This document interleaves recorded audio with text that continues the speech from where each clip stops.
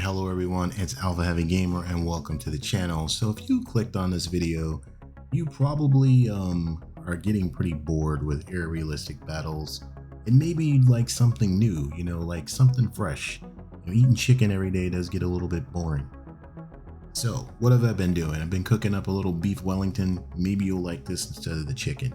So a couple weeks ago, I came out with a video, a different ground realistic battle mode. It was insurgent battles.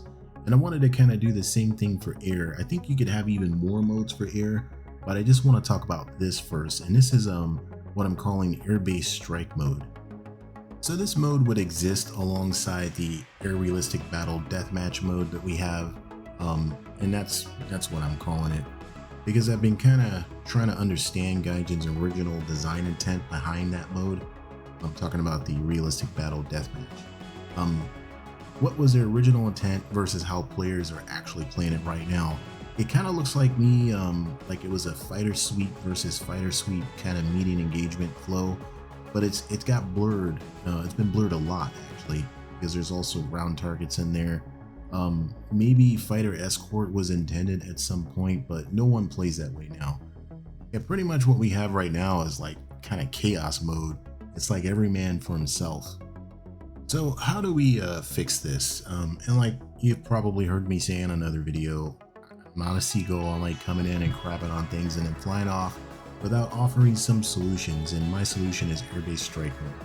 So I might get a little nerdy here, so be careful. I was gonna go hardcore with the doctrinal approach, but I decided to keep it simple because this is a video game at the end of the day. But we can still be somewhat realistic. We can still color inside the lines. We don't have to be crazy. So I want to briefly describe some counter-air mission sets. So there's attack operations, there's seed, there's fighter escort, there's fighter sweep. And AIRBASE strike falls under attack operations. So I'm not going to bore you with the specific doctrinal differences. And like I said, we sort of already have fighter sweep in a way. We don't actually we don't quite have the mechanics and the content to properly emulate seed missions. I talked about that before. The War Thunder ecosystem isn't ready for the full spectrum of missions that could exist. Like for example, we don't have early warning radar sites that would actually tie into the game. There's no integrated air defense. There aren't any C2 nodes. There is no military infrastructure that's really tied to anything, and you get no sense of pride or accomplishment out of that. So AIRBASE strike would definitely be tied to an outcome. So with what Gaijin has in the game right now, like if they were not to really do much more mechanics wise, I think AIRBASE strike mode can be up and running in the next update. Airbases have scalable air defense right now, and I think they represent a tactically sound scenario for the game, bottom line here. And I think the replay value is there, and it does add variety to an otherwise pretty mundane queue of air realistic battle deathmatch every time, and with some some of those endearing confrontation maps thrown in. Now like I said, let's go over my vision for this. Like I said, they could do this with what exists in the game already, just some minor changes needed. I would change the layout of the air bases by adding additional taxiways, runways, apron area, maybe add some static aircraft, weapon storage areas, fuel storage areas, and of course more hardened facilities like aircraft shelters and bunkers. We're going to need some dedicated weapons for runway cratering, like some proper weapons, some weapons for bunker busting. They're just nice to have, so you could just use Mark 82s or whatever and it would crater the runway in the game right now. But since we want this to be fun and immersive, I think we should go for historical weapons that go on certain aircraft, like the Beluga dispenser for the Mirage 2000, and I won't attempt to pronounce this word again, but it was the MW1 munitions dispenser for the IDS Tornado, an amazing weapon that can take down air bases. So whether this is a separate mode or it's just randomized, right, in the main air realistic battle queue, I think it could still work. Like I said, a lot of people want something new, but a lot of people get nervous when people come up with new ideas and modes, like it's gonna split the player base or something.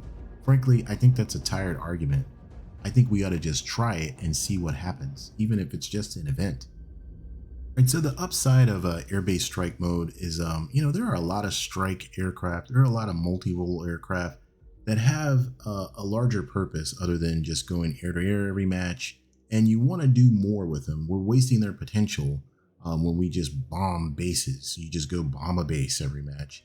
That gets really kind of boring.